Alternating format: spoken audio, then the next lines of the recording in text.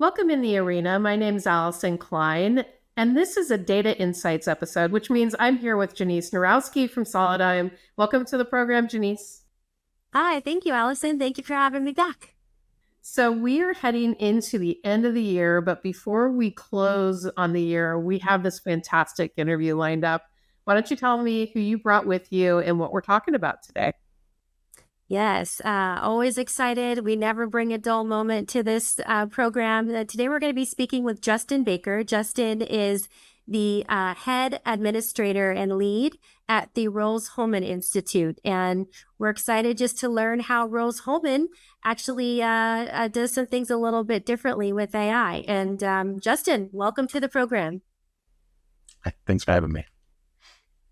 So Justin, why don't we just get started with an introduction of Rose-Hulman? This is the first time anyone from Rose-Hulman has been on the show, and a little bit about your role and how it fits in with the broader charter of the organization. So my name's Justin Baker. I'm the systems administrator lead here at Rose-Hulman. My job is essentially leading a team of our system administrators for infrastructure, a lot of the software. We manage the servers that run our student information systems, our ERP, a lot of our license managers, that type of stuff. And then also we are in charge of our M365 tenant. So we're the Microsoft admins as well. And then we handle all of the server infrastructure for the main campus. Nice. Justin, Rose-Hulman has an incredible reputation for helping students, and those students land, meaningful careers. But from your perspective in IT, how does technology and infrastructure really kind of support that mission? Yeah, so our goal really is to remove barriers, essentially, so that the students don't have to worry about what tools, where to get these tools. We provide the infrastructure that allows them to just, this is what my class needs. I just log in, I do the things that my class needs, and I don't have to think about all these other pieces that might possibly go wrong or might have configuration issues and stuff like that, just to provide the platform essentially for them to get the learning done. Now, I know we're going to be talking about a new implementation that your team just delivered, but let's set context first. Before your latest upgrade, what challenges were you facing with your previous systems? A lot of it revolves around the speed at which we were able to do any sort of maintenance. If something went down, how long it would take to bring something back up. If something new were coming in, it would take older hardware was a lot slower to get back up and running, or to get something new stood up. So we faced a lot of challenges being able to meet demand of, hey, we have this new software that we utilize to manage stood up for. Well, it takes a lot more than just the planning of, it takes a lot more to get that stood up versus what we would have liked to be able to do in terms of the speed of adjusting to new systems.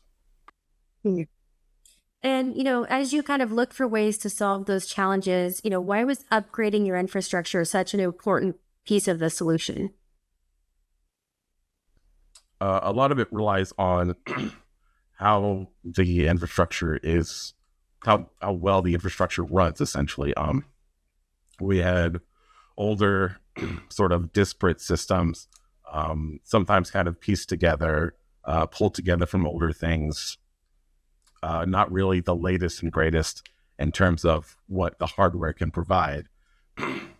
And so upgrading there makes the most sense in terms of being able to get that speed and that ease of use, and then also converging on certain platforms allows us to take out some of the extra pieces of consolidating and making fewer points of failure, fewer points to look at when we're trying to improve performance. what led you to the decision to partner with DataON and use Solidigm SSDs as part of that foundation for your new environment? A big part of our partnership with DataON is, I guess, the tech stack that they support. It's not just here's the hardware we have. Good luck getting whatever you want on it. We are primarily a Microsoft shop here at Rose. The vast majority of our servers are Windows Server. That is kind of where our expertise is. And then, so when we're looking for something, we don't want, we're a small enough group that we don't want to have to reinvent or re-architect what we know, how we know how to do things. We want to bring things into what we're sort of specialized in. And DataON works very closely with Microsoft, and their solutions are very tied together in terms of getting something that we have some sort of experience in, but then also they bring experience to it of not only the hardware that they provide to us, but also the Microsoft solution on top of that. Got it.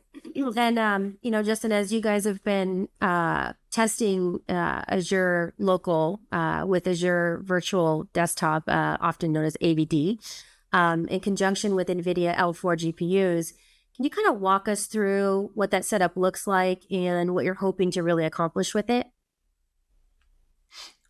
Yeah, so right now we have just a small cluster for our testing purposes to try to see what we can do with it.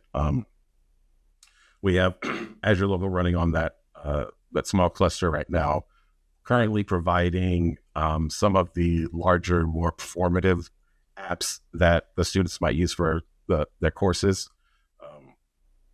And that our thought behind it is it provides a way where they don't have to worry so much about what device they have, where the labs are, stuff like that. They can bring a device, connect to that application, and run it from basically anything, because we're providing the infrastructure for that through Azure Local to run those pieces of software. Anytime you do a technology deployment like this, performance is always going to be a focus. What kind of improvements have you seen since moving into this new setup in terms of performance? And things that come to mind are things like maintenance windows, server spin up time, and deployment speed. Can you talk about that? Yeah, the biggest improvements we've seen is in terms of our maintenance windows and how we do that. We schedule maintenance to happen outside of class hours, so you would usually typically start 5:15, and we'd run till midnight, 1, 2 in the morning, potentially, depending on how long everything took. Since upgrading our main clusters, that time has shortened to we are typically out of here by 7, maybe 8 o'clock, and completely done with everything. Which is a huge help. We try to be as non-disruptive as possible, even with having these maintenance windows, because we don't want these systems that they need to use to be down for long periods of time. So that shortened those maintenance windows a lot. And then also in terms of deploying new servers, there's a lot less wait time of, okay, I've kicked off our template creation. Now I'm just sitting here waiting for hour, 2 hours, and it's maybe 10, 15 minutes, and we got something new set up, and we can get things going right away. So how does that performance also translate to things in the classroom, especially for engineering tools like SolidWorks, Ansys, and like other CAD software that really depends on high performance VDI solutions? It actually allows us to not only provide a better place for them to get these, but also if there is some sort of issue, spinning something new up in place is sometimes a better option even than spending the 20, 30 minutes to sometimes troubleshoot something. You can restand something up, get them going, and then go back and look at what maybe the issue was. So we have a lot less downtime in terms of, hey, this software isn't working because our license manager died. Well, give me 5 minutes. I'll have a new one set up and running, licensed correctly, and then we'll look at what the issue was and be able to solve it non-intrusively on the back end. Now, obviously, performance is a huge boost, but I guess one question that I have is, how else has the team changed in terms of managing this environment, from anything from software updates to supporting users day to day? Has this represented kind of an organizational shift for you? Yes, it allows us to do a lot more of maintenance or tuning during the day than we used to. We would have to wait for these windows essentially to be able to do something at a larger scale. Whereas now, with the way that, with how quickly some things work, is we can kind of do these things without being disruptive during the day anymore. So we don't have to always wait for some sort of maintenance window to make a larger scale change that will have a bigger impact. So Rose-Hulman runs, critical systems, from student records to HR and department data. How has this new infrastructure really helped you kind of deliver on overall reliability and reduce even downtime across campus?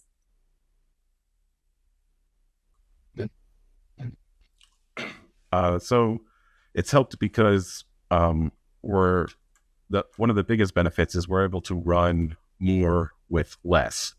So we can focus a little bit more on the types of things that allow us to add reliability or backup or something like that to our environment, versus having to front load most of the infrastructure to just be able to run everything. You can now allocate more infrastructure to ensuring like site reliability, sort of disaster recovery stuff, to make sure that we're protected if something were to go wrong. And then we've actually been very happy with the infrastructure. As I said, we're a small team, so a lot of our stuff is we like to get it stood up, let it run, and not have to think about it. And that's what we've seen a lot with while working with DataON. Now, you've accomplished a lot with this DataON solution. I guess my question goes to what's up next for you guys, and are you targeting anything else in terms of new innovation? The biggest thing that we're targeting is essentially just expanding this and looking at the way we handle providing software for our students. Because the main way they get it currently is we have them purchase a laptop when they come. It has to be a certain amount of power because they run these apps on it. And we have used AVD in the cloud, but that offers some, and that works. We've got a pretty good buy-in for that, but there are limitations with that in terms of speed and performance and costs there that we can try to front load into running them in data centers in our Azure Local. So Azure Local is a big part of what we're looking at moving towards, to be able to provide a better infrastructure for allowing the students to run these applications without having to worry about, do I have the right device? Did I bring my right device? Do I have to make time to go down to this lab to get this coursework done? Stuff like that. So, Justin, this has been a fantastic interview. I'm sure our listeners are eager to learn more about the solutions you've discussed today and stay up to date on Rose-Hulman's advancements and really how you're using technology to help your students thrive. Where should they go for more information and learn more about Rose-Hulman?